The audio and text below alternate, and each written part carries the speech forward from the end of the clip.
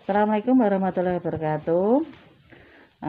Baik anak-anak sekalian, ini hari ketiga MPLS. Semoga masih tetap semangat ya. Anak-anak semua, hari ini saya akan menyampaikan materi cara belajar yang efektif. Belajar yang efektif adalah proses belajar mengajar yang berhasil guna, dan proses pembelajaran itu mampu memberikan pemahaman, kecerdasan, ketekunan, kesempatan, dan mutu atau kualitas yang lebih baik, serta dapat memberikan perubahan perilaku dan dapat diaplikasikan atau diterapkan dalam kehidupan sehari-hari, sehingga hasil dari pembelajaran itu akan dapat menghasilkan sumber daya manusia yang unggul. Dan untuk mencapai belajar yang efektif, tentu dalam proses belajarnya harus dilakukan dengan baik dan benar. Berikut ini adalah tips-tips belajar yang baik dan benar. Pertama, belajar kelompok. Ini bisa terdiri dari 2 atau lebih dalam satu kelompok belajar. Sebaiknya kalau belajar kelompok disertai orang tua atau guru. Belajar ini akan efektif apabila ada yang pandai. Ada dari salah satu kelompok itu ada siswa yang pandai. Jadi nanti bisa saling bertukar informasi.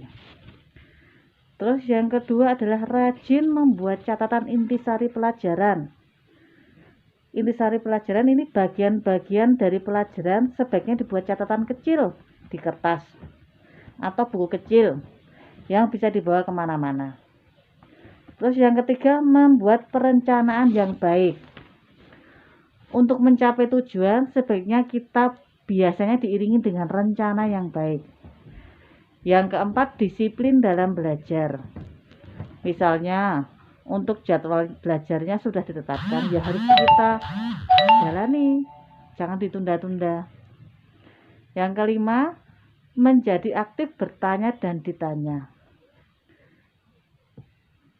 Misalkan ada materi yang belum jelas, silahkan tanyakan kepada guru, teman, atau orang tua. Jika kita bertanya, biasanya kita akan ingat jawabannya. Terus yang keenam, belajar dengan serius dan tekun. Kita belajar di kelas, dengarkan dan catat apa yang guru jelaskan. Catat yang penting karena bisa saja hal tersebut tidak ada di buku dan nanti akan keluar di saat ujian. Yang ketujuh, hindari belajar secara berlebihan. Jika waktu ulangan sudah dekat, biasanya kita akan panik dan belum siap. Jalan pintasnya kita sering belajar wayangan, istilahnya belajar semalam. Jangan diterapkan ya. Itu marai capek. Terus yang kedelapan, jujur dalam mengerjakan ulangan dan ujian.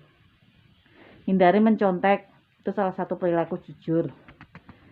Mencontek dapat membuat sifat kita curang dan pembohong. Yang kesembilan, jadilah seorang pemimpin, latihlah rasa tanggung jawabmu. Apabila guru meminta bantuanmu untuk mengerjakan sesuatu, misalnya membersihkan kelas, jangan ragu untuk menerimanya. Yang ke-10, mendengarkan penjelasan guru dengan baik. Jawablah pertanyaan yang diajukan oleh guru apabila kamu mengetahui jawabannya. Yang ke-11, jangan malu untuk bertanya. Terus ini maksudnya selalu ajukan pertanyaan kepada guru apabila kamu belum mengerti. Yang ke-12, kerjakan PR. PR itu akan selalu kerjakan PR dengan baik. Jangan selalu mencari alasan untuk tidak mengerjakannya. Yang ke-13, selalu mengulang pelajaran yang sudah diajarkan. Setiap diulang-ulang kita menjadi ingat. Yang selanjutnya nomor 14, cukup istirahat, makan dan bermain. Yang ke-15, banyak berlatih pelajaran yang kurang disukai. Apabila kamu tidak menyukai suatu pelajaran, contohnya matematika, maka banyak-banyaknya berlatih, mengikuti kursus atau belajar kelompok dengan teman.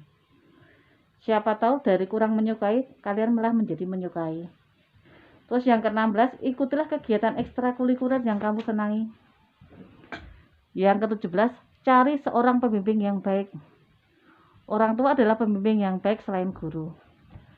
Yang ke-18, jangan suka mencontek teman. Kalau mencontek kamu bisa bodoh karena tidak berpikir sendiri. Yang ke-19, niat dengan sungguh-sungguh. Kalau tidak ada niat, malah pikiran kita akan melayang kemana-mana. Jadi kita harus, segala sesuatu harus diniatkan dengan hanya karena Allah Subhanahu wa Ta'ala. Lokasi dan situasi yang kondusif. Jikalau kita belajar, kita harus